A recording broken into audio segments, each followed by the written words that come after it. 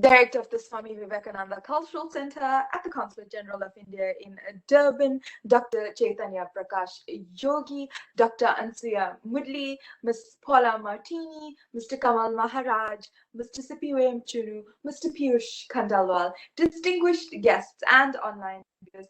Namaskar and welcome to the fourth episode of Yogcharcha. Yogcharcha is a discussion on yoga, a series of interactions with experts on yoga. To commence today's program, I would like to invite Mr. Kamal Maharaj, educator and founder of a CEO and the founder and CEO of Vishwa Shakti Academy in South Africa for his introductory remarks. This program is in association with Vishwa Shakti. Namaste and welcome, Kamalji. Namaste. Welcome to our fourth episode of the Yogcharcha series. It is indeed a pleasure to welcome all of you once again. You have probably heard by now that yoga is good for your health. Maybe you have even tried it for yourself and discovered that it makes you feel better. A consistent practice offers a plethora of mental and physical health benefits. Some, like improved flexibility, are clearly evident. Others, including mental clarity and stress reduction, can be more subtle but are just as powerful. When put together, these benefits of yoga contribute to increased feelings of well-being, which helps explain why so many people find yoga so attractive. Today, it gives me great pleasure to welcome our guest, Dr. Anusuyah Moodley, who is a household name in the world of health and, in particular, yoga. Once again, let me hand over to our very, very esteemed panelists who will take us through this fourth episode of the Yogcharcha series. Namaste. Thank you so much. Thank you so much, Kamalji, for those introductory remarks. Indeed, today in our midst, we have a very dynamic yoga expert, and that is Dr. Anusuyah Moodley. Anusuyah ji was the Deputy Director of the Department of Sport and Recreation until the year 2019. She is a trained yoga instructor and a yoga therapist qualified in India, with previously being the teacher of yoga at the Consulate General of India in Durban. Currently, Anusuyah ji is the principal of the Satya Sai School. Namaste and welcome, Dr. Anusuyah Moodley. Today, who would be interacting with the beautiful Miss Paula Martini, a yoga instructor as well. Namaste and welcome, Dr. Anusuyah Moodley and Miss Paula Martini on episode 4 of Yogcharcha. Thank you so much. I think it's so wonderful that we are on another episode of this amazing program. And thank you so much for joining us this evening. I really look forward to hearing your feedback on the questions that we have for you this evening. So my first question for you today is, how do you understand and define yoga? Yoga for me, the derivation actually comes from a Sanskrit word, yuj. And if you look at the meaning of that, it's a union, it's a yoke. And essentially, we need to understand what the union is all about. Is it the union between body, mind, and soul? But can we have a union for something that's already united? So it's definitely going beyond the body. It's an externalization of the self. So if you look more critically at that, it's about the level of awareness. So if you're looking at, for example, an analogy where you have a charioteer holding the reins of several horses, it forms the yoke. So that is the union. And essentially, it comes with a greater sense of awareness. And there's so many stages of that. And the ultimate, obviously, is Satchidananda. So that is the awareness of the existence. But coming back to the analogy of holding the reins of the horses, you cannot get to the point or your goal of that union without there being some form of control, so that you reach that stage of Sachidananda. And so the process of yoga in reaching the essence of what we call the yoke or the union would be to have the control of the body, the control of the senses, the control of the breath, and the control of the mind. And when you can get control of all four of these components, then you come to the point where you've reached maximum awareness for that union between your, we would call that the individual consciousness with the universal consciousness. So it's a point of evenness with the entire cosmos. Yes.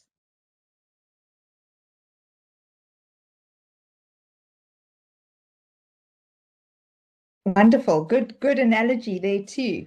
And tell me, how did you get connected with yoga? I think, in one's journey in life, there's always the need for you to explore. You can explore in so many dimensions. And there was a time where I started looking at, an exploration of the self. And I think that's sometimes referred to as swadhyaya. And I, in wanting to know more about the self, because you tend to connect with all of the external world. And in getting to know the self, I realized it's so much like, a smartphone. Everybody has a smartphone because it's the best technology around. But if you look at the manipulation of that, in terms of its capacity to perform functions, what percentage is the human being using of that phone? So it was very much like an analogy that is assimilated to the way we are as a human being. And I began to realize that we are not getting to know who we really are. And so what I did was I joined a yoga class in the local neighborhood. And for me, I'm not sure whether the intention of the instructor was to take it to a point where, it was to come back to the concept of union as we speak about. But I kept it at a very personal level. It was very physical. And I realized that there was much more to that. And I think by chance, there was an article very well represented in, I think, one of the bulletins of Vishwa Shakti, and where somebody was, commenting about a very good experience that they had at an ashram in Allahabad about Vyangam yoga, used as a very powerful technique to get them to go beyond the mind, beyond the body, beyond the senses, and to reach that state that we speak about in yoga. And so there was the contact there, Mr. Amit Murray. I made contact with him, and it became a very profound experience for me. And the cherry on the top was that I received the scholarship from the Ministry of External Affairs in conjunction with the Indian Consulate. That was the vehicle for the process, facilitated that, ended up at the SVRC University in Bangalore, the largest yoga university in the world, did the course for yoga instructor, and then was so impressed and went on further to do the yoga therapy course. So that's where I stand with some knowledge from one of the finest universities, but I owe my heartfelt gratitude to the Indian Consulate and the Prime Minister, the Honorable Modi ji, for his initiative also in this whole process. Wow, absolute privilege. Really, really fantastic. And do you feel any difference in your own life due to the practice of yoga? Yes, Paul, I think it's, for me, it's a phenomenal yes, because I now begin to see myself with a totally different lens. And I think now we talk also about not just the physical anatomy. We got to go and look at the, in a very different way. You look at it as yogic anatomy. And so if I had to just close my eyes, I begin to see, the essence of consciousness, which is the soul, but not in its, you got to see it in its entirety now. So obviously you have the physical layer, and which, obviously is the materialization part, and it encases the brain. And beyond that, you have to look at the subtle and the astral layer, which has the mind, and obviously its components like the ego and the intellect and the memory. And then next to that, obviously, is the causal layer. And I would not have seen it in that context had I not explored the journey of yoga and carried that with me and made it a part of my life. Further to that is I also see myself as not only the physical body anymore. The theoretical aspects that come through from the yogic texts or the Upanishads look at the Panchakoshas, the 5 layers of the human body. And I think all of us are aware of that, where we take the food sheet or the Annamaya Kosha and you go to the Pranamaya Kosha, which is the life force, and then it goes to the Manomaya Kosha, which is the mind, and then the wisdom or the very subtle layers, Vijnanamaya Kosha, and then finally the Anandamaya Kosha, which is the bliss level. And that links up to the Sachidananda or the union that we spoke about at the introductory question. Yes, please. Yes, fantastic. And do you have any specific style or school of yoga? Through my studies, the formal part of it, our focus was primarily on Ashtanga yoga, and that is through Patanjali. So that's come through, well, at least through about 2,200 years ago. And so what he documented all of that in about 196 sutras, yoga sutras. So essentially, when you talk about Patanjali's Ashtanga yoga, it's, as the name suggests, Asta and Anga. Ast means 8, and Anga means parts or limbs. So it's such a beautiful concept. It's all encompassing, all embracing. And when you look at the 8 limbs, you can actually look at it as an analogy of a tree, and where you start with the limbs being the branches of the tree. You can also look at an analogy where you take it from the point of a seed that eventually blossoms to a beautiful flower. So coming back to the 8 limbs, obviously the first 2, the first one is called the yama, and the second one is called the niyama. And these are, in fact, the moral considerations, based on ethical standards of how it prepares you to become the ultimate self, ready for that merging that we speak about in terms of the yoga concept. So if you look at the yamas, it's more or less all of the factors of the moral obligations that links you to the external world, how you would interact with others. For example, like there are 5, okay? So one of it would be ahimsa, which is non-injury. It's your interaction with others. And another one could be asteya, which is stealing, so these are 2 of the 5. So in the interest of time, I'll probably just go into the other one, which is the niyamas, and that looks more at yourself. And maybe just 2 examples of the 5. Again, it's 5. You'll see throughout yoga, everything seems to be 5. The panchakoshas, the panchapranas, the panchayamas, the panchaniyamas. It's just fascinating, and sometimes I wonder, what is it in the sacredness of the number 5? So the niyamas, the 2 examples I'll give you is maybe cleanliness, extremely important, in terms of your how you'd manage yourself. Another one may be santosh, which is contentment or happiness, and the list goes on. You have about 5 of that. And then the third one is to look at the asanas. So the asanas, in fact, there are about 84 main asanas in yoga. But today with the modern trends, people have variations and modifications of that, and maybe now there's more than 1,000 of those.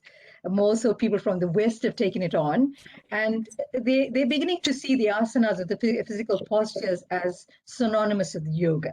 And now we know that's really not the case. So that is why Patanjali's Ashtanga Yoga shows you how it's encompassed, but it's within the 8 limbs. So it's only one of it.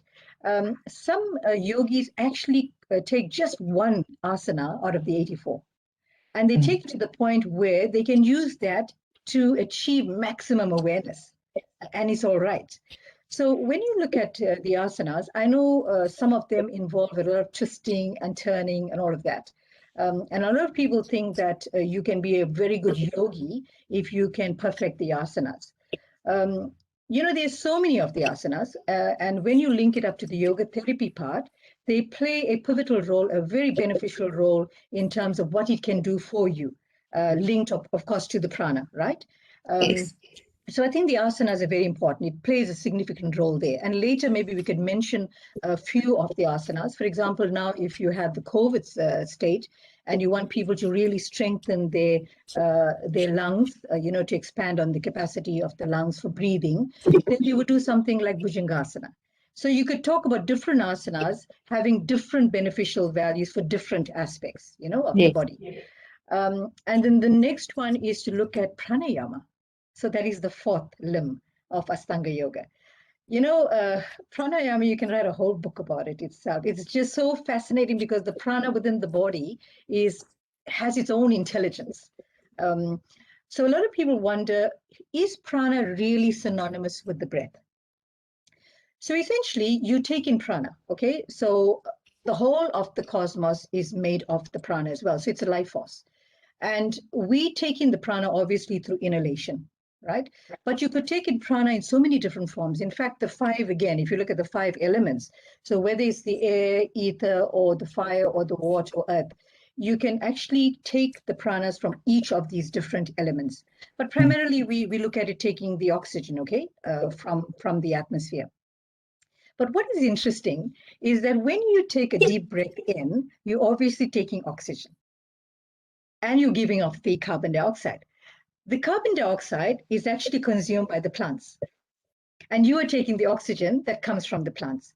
So what he's trying to also show us is that we cannot live in isolation. You've got to be in unison and in harmony with the rest of the world.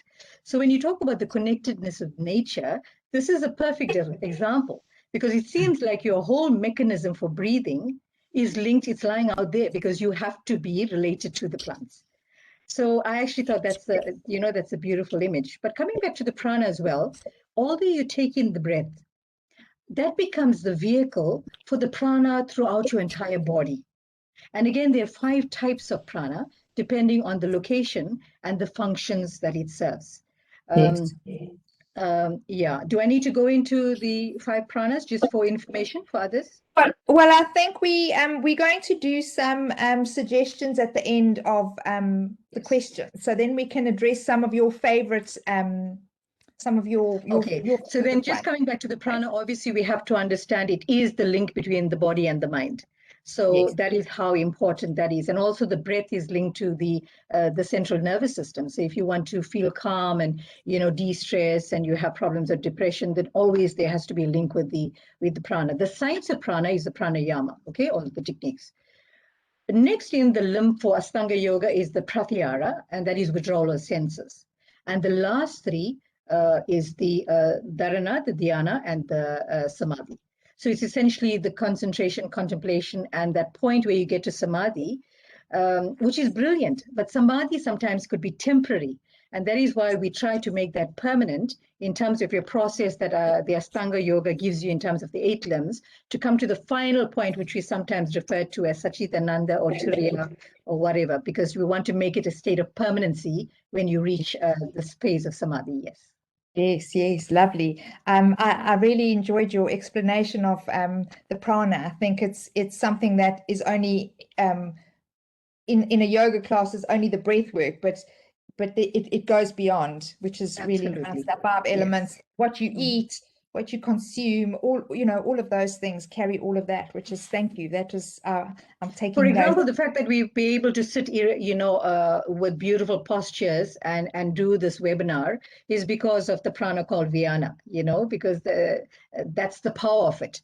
And you take that away and everything else collapses. Yes. So that's And do you feel that yoga is not only a physical exercise or a scheduled activity, but is also an integrated approach into understanding to live a life in its entirety? Absolutely. Obviously the asanas or the physical activities are important, because I think in your development towards coming to the point where you want to have that union of your individual consciousness with the supreme or the ultimate reality, you got to have a body that's fit, it's flexible, it's agile, it's strong, it has a great degree of wellness. And I think essentially or primarily that would be the purpose of all of the asanas.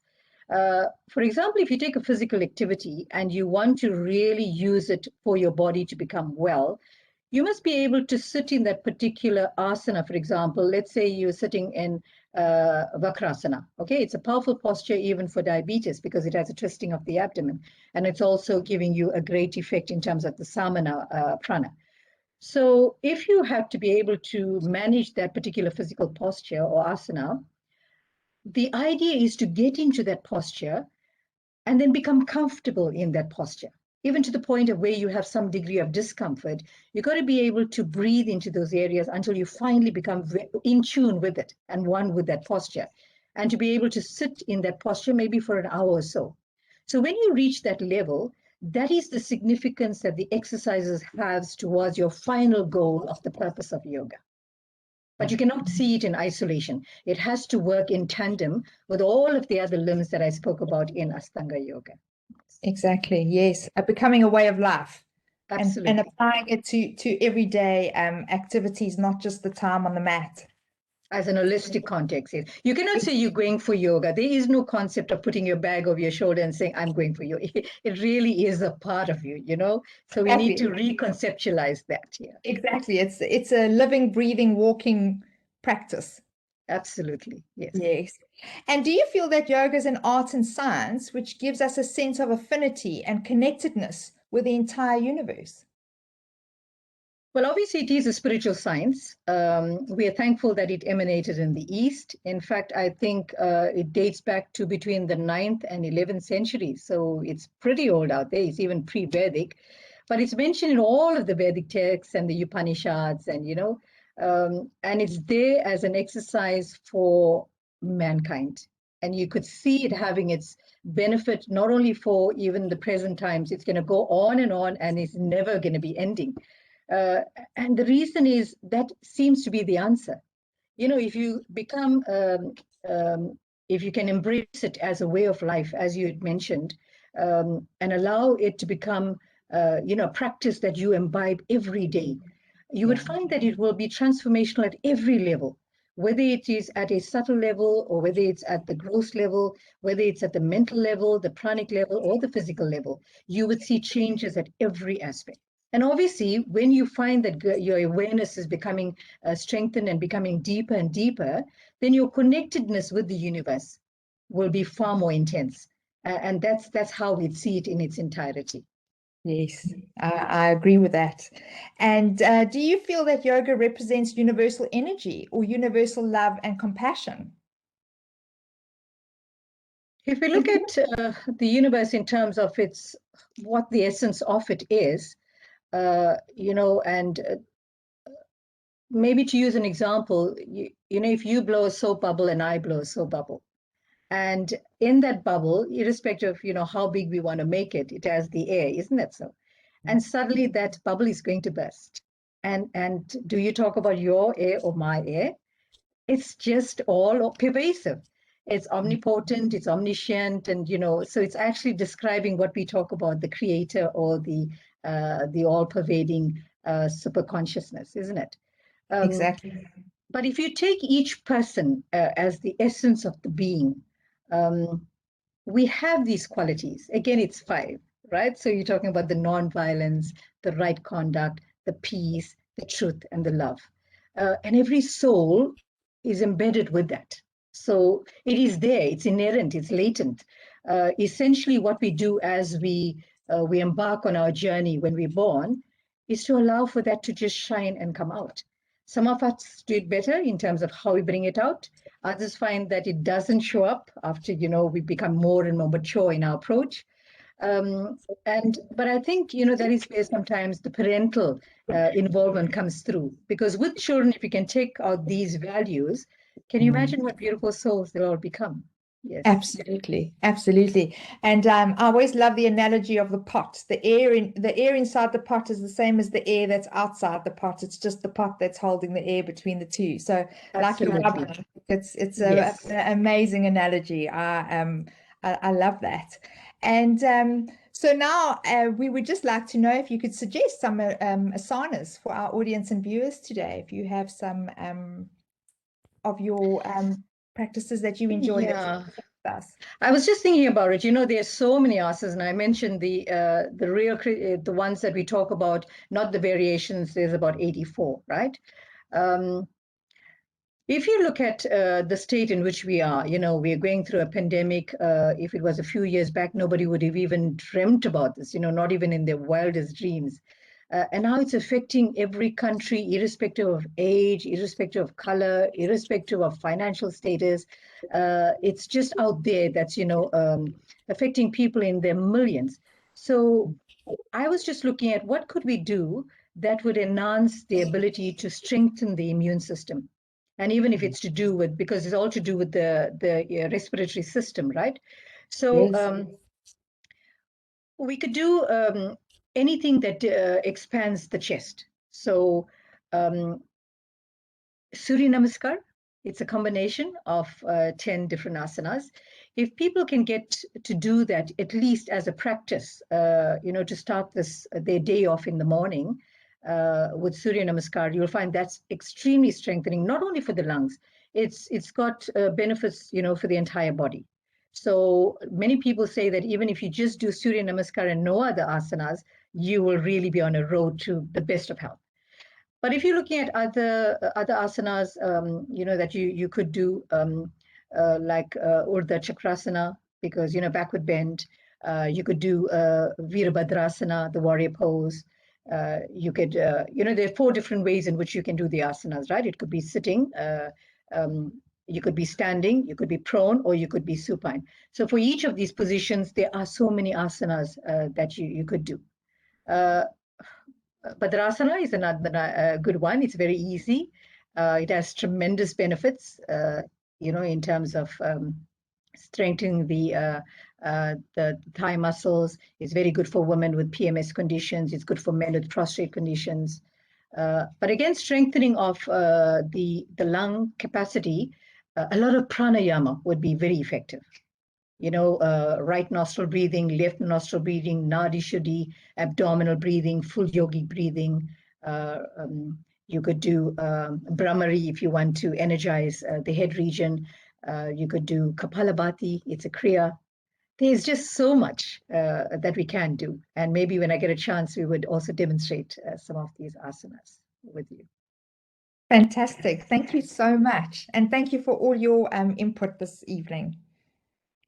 Thank you very much, Paula. I really enjoyed being with you today. Thank you. Thank you so much, Paula ji and Namaste. Dr. Anusuyah Moodley for that very interesting session on episode 4 of Yogcharcha.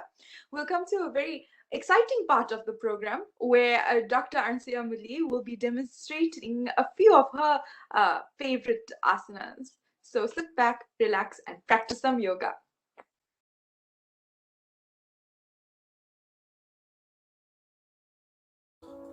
Namaste and divine blessings to all of you. Welcome to yet another yoga therapy session. And today we're going to focus on something that is much easier for all of you. And we're going to do the yoga on a chair. So you can do this in the comfort of your own homes. All you need is a chair, preferably like the one that I'm sitting on, and maybe a mat if you want to feel comfortable to be on your yoga mat. So this yoga therapy session is designed for anyone, irrespective of your age, irrespective of your size, irrespective of your fitness levels. So let's just have lots of fun. We will focus on, in this yoga therapy session, on some exercises from head to toe, and then do a little bit of pranayama, and then end off with a little relaxation. So, to start off, let's get ready on your chair and make sure that you're feeling absolutely comfortable and relaxed, and make sure that your head, neck and spine is straight but in a very relaxed position. Because remember, your spine is the axis of the universe, so also it allows the prana to flow freely, or the nadis. So we want to be able to sit in that position before we start. So just close the eyes, have a smile on the face, and let's just become more conscious of your breath. And the breath is the essence of everything, because through it we take in oxygen, and the oxygen also gets to the brain. And we all know that we need to get oxygen to the brain cells, because that is instrumental in all the functions of the body. So let's become conscious of the breath by breathing in through both the nostrils, keeping the mouth closed, and gently exhale. And as you breathe in, make the inhalation for a mental count of 1 to 5. Hold that breath for another count of 1 to 5. And very gently exhale for a mental count of 10. So the ratio of inhalation, holding the breath, and exhalation is 1:1:2. So let's try it again. Breathe in. Hold the breath. And exhale. Very good. So we'll do a little bit of the exercises for the head. So very gently as you breathe in, turn the head to the right hand side as far as you can, very gently.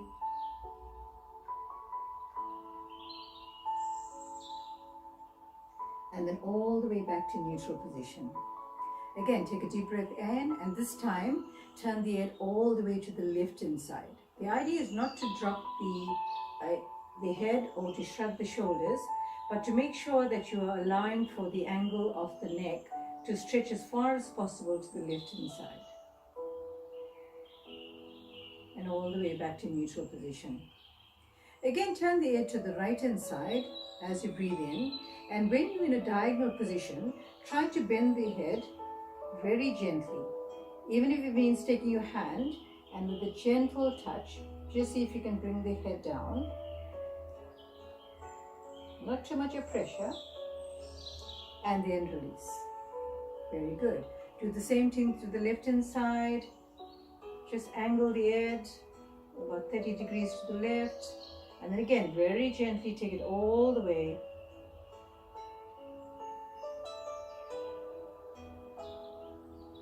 And release.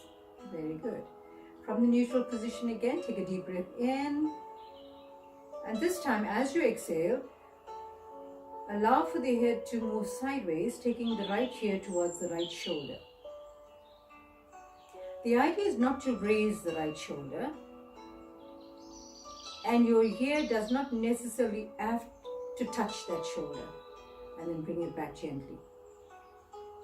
Do the same by taking a deep breath in, and as you exhale, take the head all the way, taking the left ear to the left shoulder. Again, feel that beautiful stretch on the right hand side of the neck. And all the way up. Good. When you're in neutral position again, take a deep breath in. And as you exhale, very gently, drop the head forward, taking chin to chest.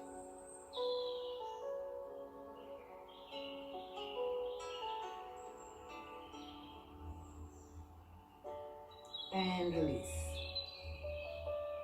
Take a deep breath in. And now push the head all the way back. As you exhale, feeling a beautiful stretch in the region of the neck, the front of the throat, energizing the thyroid gland. It's also an area of the chakra, the Vishuddhi chakra. Now just a little bit of exercise for the hands. Some of us may have arthritis or rheumatoid arthritis. All of these conditions, as you get older, remember your bones become more porous and brittle. So you want to keep them energized, especially at the points of the joints. So what we want to do is very gently make gentle fists and place them at your chest.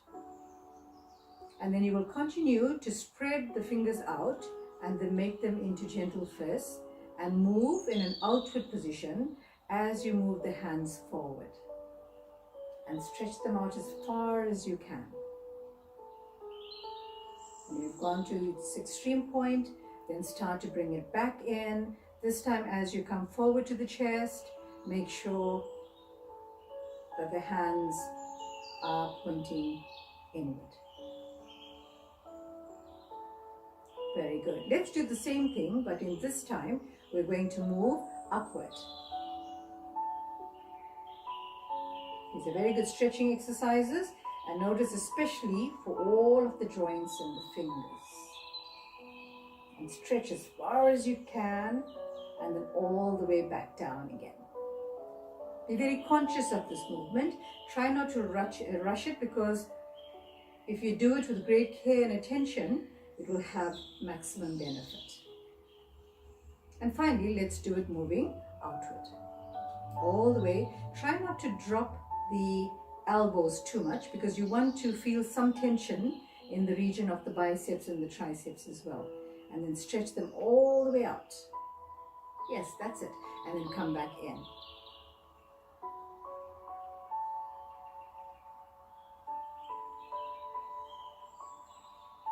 Good.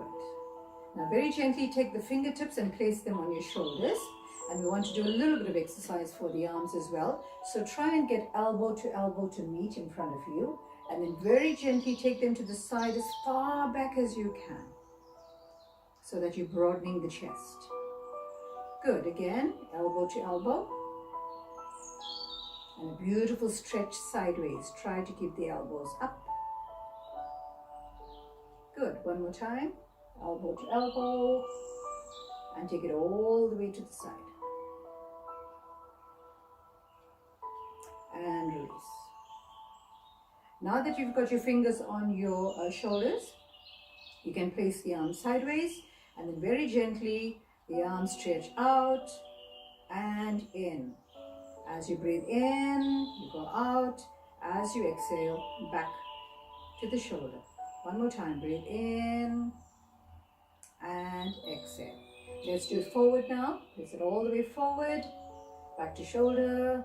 Again, breathe in, exhale, breathe in and exhale. Good. Now very gently place the hands on either side so that your palms are facing out. Take a deep breath in. And as you exhale, turn to the right hand side almost to a 90-degree angle so that you enjoy a little bit of a spinal twist. Take the head and the neck and the shoulders with you and very gently back to neutral position. Again, breathe in and as you exhale all the way to the left hand side, as far back as you can and feel the twist on the waist and all the way back. Very good. Now what you need to do is we want to get a little bit of a spinal twist as well. So you're going to take the right hand and hold the back of the chair. Take the left hand and hold it on the right hip. And as you breathe in and exhale, you start to move the body from the waist upward all the way to the right hand side as far as you can. And return. Very good. Do the same on the left hand side. By taking the left hand, holding onto the back of the chair or some support. Take the right hand and place that on the left hip. Take a deep breath in. And as you exhale all the way from the waist upward, a beautiful swing. As far as you can, taking the head, the neck, the shoulders, and the waist. Feel that beautiful spinal twist. And release. Very good. Take the hands all the way up. You can go as far back as you want. As you breathe in. And as you exhale, see if you can go as far down as you can. Again, all the way up. And exhale as far down as you can. One more time. This time, as you breathe in, you go as far back as you can. And as you exhale, see if you can stretch the arms as far back as you can as you drop the head.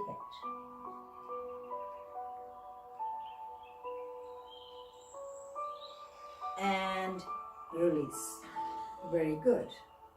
Now you interlock the fingers and you get hold of the bottom of the behind the knee and raise the right foot as high as you can and release. This is very good for the knee joint. And then also you can do a little bit of knee rotation in a clockwise direction first and then anti-clockwise. Very good. Let's do it on the left foot. Try and raise it as high as you can.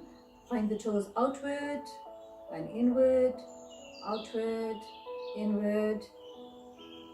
And then again, a rotation in a clockwise direction and anti-clockwise. Now you could do this for much longer if you have more time, because the more you do it, definitely more benefit. Okay, and release. A little bit of exercise for the leg again is to take the right foot and place it over the left knee, and then very gently use the right palm and try and get down the right knee as far as you can by exerting some pressure. Okay, and you will feel this on the region of the thigh muscles as well. And we can also interlock the fingers and make sure that you give the toes a very nice massage. Backward, forward, you can rotate it. And you could also use your thumb to energize or press on these pressure points at the tips of the toes, at the back, and all of that. And that is what reflexology is all about as well, because every part of the foot has a pressure point, and that is linked to some organ in the body. So by energizing that, you are directly energizing and strengthening an organ in the body. Good. Whatever we've done for the right, we need to now do to the left. So pick up the left foot, place it on the right knee, and again use the left palm and very gently push down onto that left knee. And you will feel it on different parts of the leg. And again, interlock the fingers and very gently take time for your toes. Your feet do so much for you throughout the day, gets you to point A to B. So you need to make sure that the soles are always energized. And then again, use the thumb to energize all the different points of the foot. And release. Good. Now we're going to concentrate on some breathing techniques. And the first one is using single nostril breathing. And we're going to do right nostril breathing. So right nostril breathing is sometimes referred to as Surya Anuloma Viloma, because it's influenced by Surya, which is the sun. And as the sun has so much of energy, so too does breathing through the right nostril influence the body in that way. But generally for right nostril breathing, people that have high blood pressure or hypertensive, the recommendation is that you do not do this. You may do the alternate nostril breathing. So to do the right nostril breathing, you got to use a mudra. The left hand can be with chin mudra, very gently on your left thigh. Using the right hand, we use what is called Nasika mudra. So it's just the forefinger and the middle finger. Allow for that to go down, and so that your ring finger and little finger is high up, as well as your thumb. So you're going to breathe through your right nostril. So you need to close off the little, using the left nostril, using the little finger and the ring finger. So very gently close off the left nostril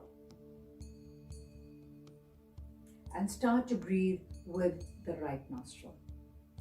Gently breathe in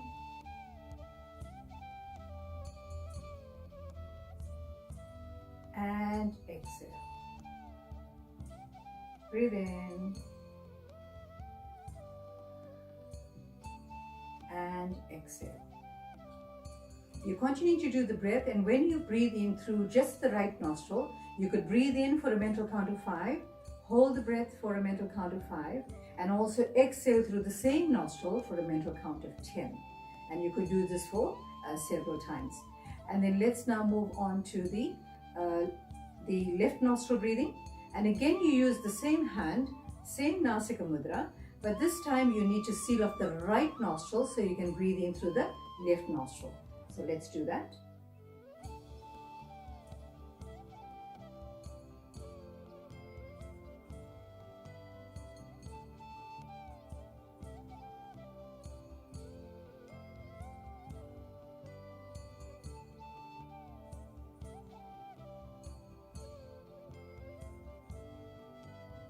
Very good. So when you talk about the left nostril breathing, it is sometimes referred to as Chandra Anuloma Viloma, and its influence of course Chandra means the moon. So when you breathe through the right nostril, generally it is very energizing, as we said, because it's influenced by the sun. So it affects the left hand side or the left hemisphere of the brain. So if you want to energize, or you want to do rationalizing or reasoning or logical thinking, all of those processes, you'll find that the right nostril breathing is very beneficial. It's also very good if somebody wants to lose weight because of the eye energy, because it has the tendency to also increase your metabolic rate. It's also been scientifically proven to assist with people suffering from depression, and generally it has so many health benefits. And obviously if it is instrumental in your rationalizing and logical thinking and reasoning and all of that, then it will have tremendous benefits for you, especially if you're in the work scenario. The left nostril breathing, on the other hand, we said is influenced by the moon. So just like the moon, it's absolutely cool and calming. So here it's generally affects the right hemisphere of the brain, and that is the part of the brain that is instrumental in activities like the aesthetics, singing and dancing or painting or playing musical instruments, all those type of activities. It's also known to be very good for people that are suffering from high blood pressure, or if you're hypertensive, and also if you are a patient that wants to pick up on your weight. So left nostril breathing definitely will get you to increase your weight. But the important thing is also very good for people that have anxiety and those type of conditions, because it's very calming. So you could take the left nostril breathing and the right nostril breathing and combine these patterns to give you what is called both the nostril breathing, which we call Nadi Shuddhi. And for that again, we keep the left hand in Chin Mudra and the right hand again in Nasika Mudra, and we alternate the breathing. So we could start by closing off the left nostril and taking in your breath through the right nostril. Then you seal up the right nostril and open up the left nostril, and you breathe out through the left nostril. Good. And now you breathe in through the left nostril. You close off the left nostril and you open the right nostril, and you exhale through the right nostril. Let's follow this pattern one more time. Again, you've sealed off the left nostril. Your right nostril is open. Breathe gently through the right nostril. Close the right nostril and open the left nostril. Breathe out through the left nostril. Breathe in through the left nostril. Close off the left nostril, open the right nostril, and breathe out through the right nostril. And you can continue this Nadi Shuddhi for several times, and you will get balanced breathing through both the nostrils. Remember, if we can take in the equal amount of oxygen through both the nostrils, it's going to go down the nasal passages into the air passages, all the way down to the air sacs of the lungs. And if you're going to get more oxygen going into the air sacs of the lungs, then obviously more oxygen will get to the brain. And this is exactly what we also are trying to achieve. Okay, so that is so far as your breathing exercises go. We want to close off now with some relaxation. So very gently close the eyes. Keep the smile on the face. I hope you're enjoying your yoga therapy session. And now draw your attention to the toes and very gently squeeze those toes and release. Very good. Let's move to the area of the ankle and the calf muscles. Again, very gently squeeze this area and release. The kneecaps, tighten them. And release. The thigh muscles, tighten, tighten, and tighten. And release. Focus on the abdominal area, tighten all of that area. Remember, there's so many organs that are encompassed in this particular cavity. It's the lungs and the kidney and the pancreas and the liver and the spleen, all of these. So tighten, tighten, tighten. And relax. The thoracic cavity, where you've got the heart and the lungs, tighten, tighten, tighten. And release. Again, focus on the arms, all the way from the arms to the fingers. Tighten, make gentle fists.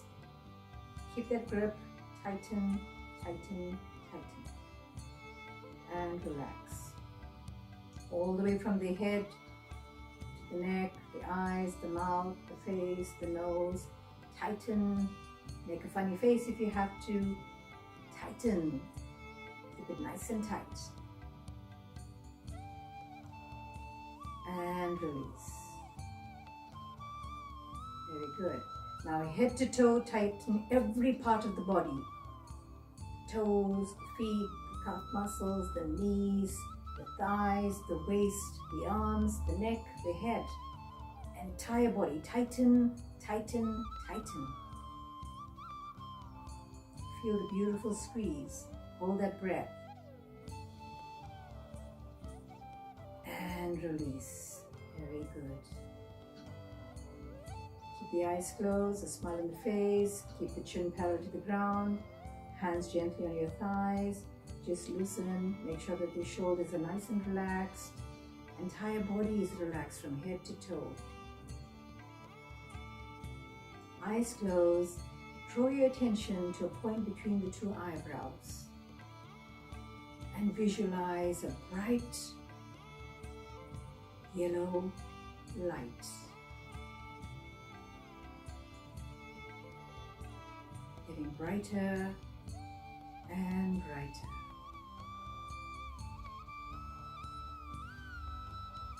The light begins to radiate, moves throughout your entire head.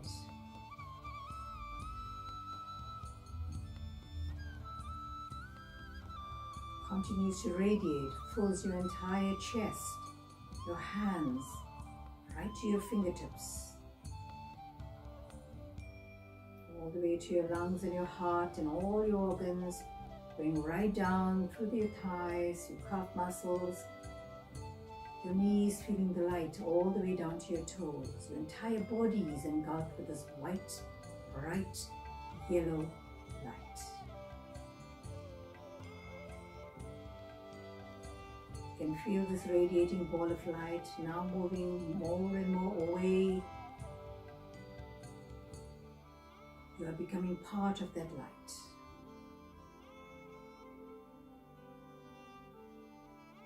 You are beginning to feel lighter and lighter.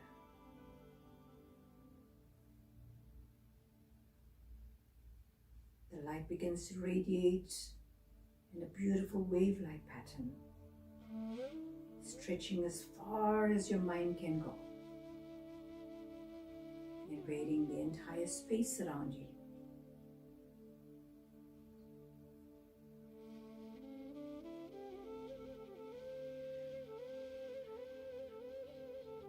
Take a deep breath in and exhale. Eyes closed, smile on the face, focus on your breath, just the breath. Breathe in again through your nostrils, take a deep breath in.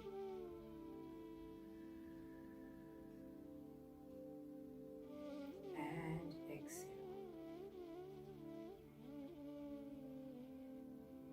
You can end with an affirmation or a resolve, just to use this beautiful experience to make a transitional shift, so that tomorrow, when you embrace another beautiful day, you are sure to become a better version of yourself.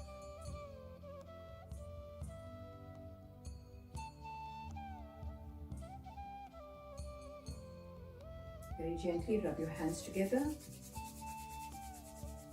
and take that beautiful energy and cup your face.